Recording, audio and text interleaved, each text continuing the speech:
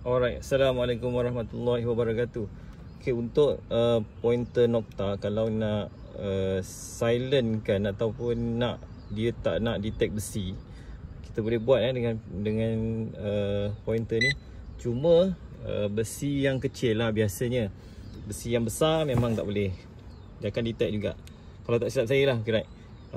Okay, on. Siapa yang pakai Nokta Eco Point yang baru ni, on, kemudian pergi dekat setting. Macam mana nak masuk setting dia? Tekan lama tekan sampai merah ni pergi ke hujung. Tekan lama sampai dia masuk setting.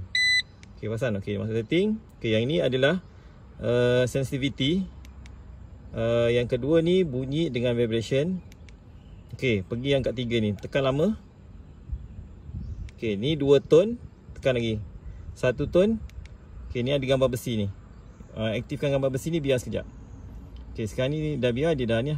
So nak keluar dia, biar sekejap sampai hujung ni, biar sekejap. Nanti dia akan back kepada yang muka depan. Okay, right. So nampak dekat sini dia ada gambar besi dia pangkal. Kalau besi besar macam kereta ni memang dia bunyi lah. Contoh besi yang,